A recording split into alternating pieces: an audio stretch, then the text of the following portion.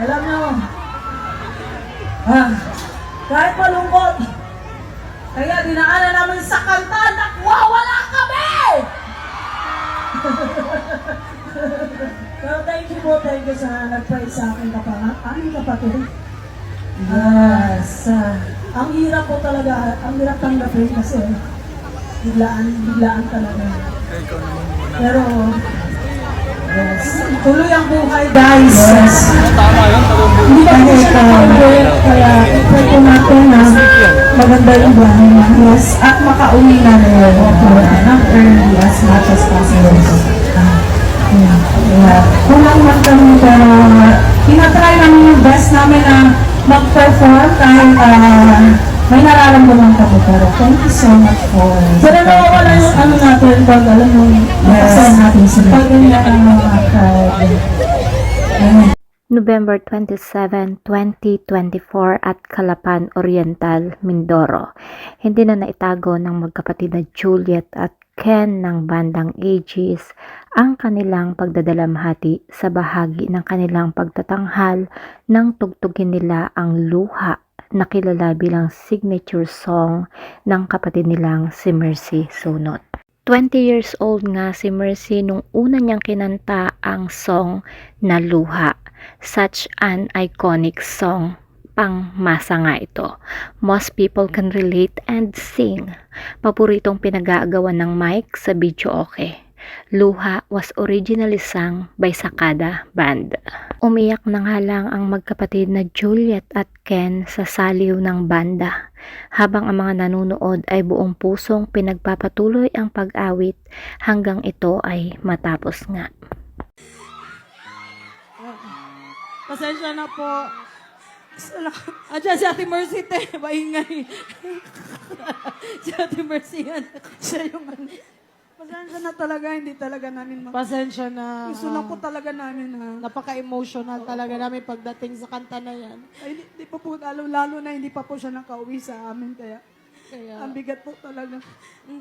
Hindi, Inaayos pa kasi yung mahal na mahal po na. Salamat po.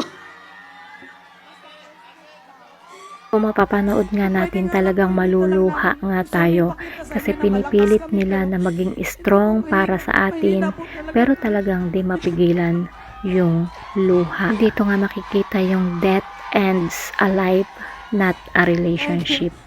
Isang A naman dyan! Diba?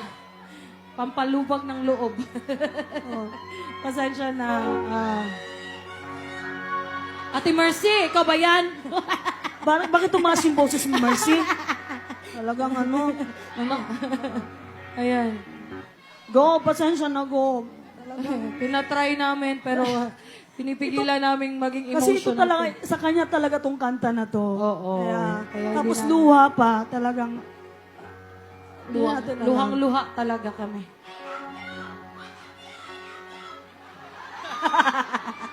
Both of you! Go, English yun, di ba? We love you from the bottom of our heart! Okay. At least enjoy naman siya. Thank Thank you, Masaya thank si Mercy you. na kayo ang kumanta ng kanta niya. Yes, alam niya na maraming nang Sa kabila nga ng mga luha ay nagpatuloy ang programa.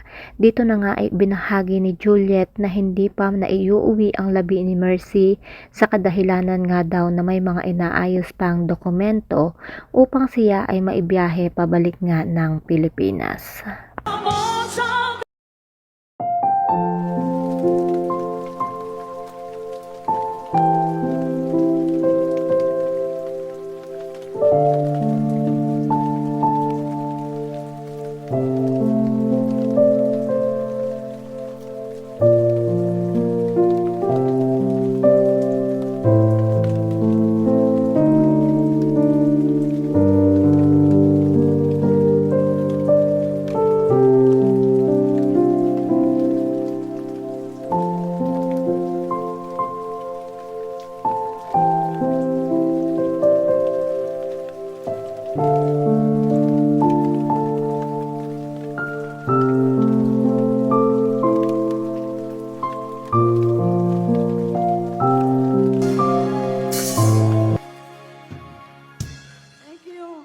Sa tagpong ito, walang mga fans nyo nga ang hindi talaga maiiyak.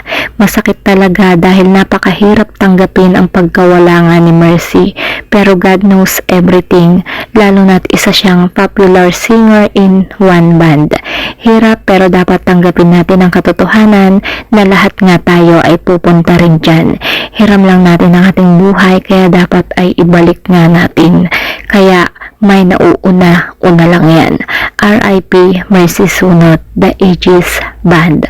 So that's it guys. Kung kayo ay hindi pa nakasubscribe sa aking YouTube channel, kindly hit the notification bell, like and share. Maraming salamat. Ingat po ang lahat and God bless.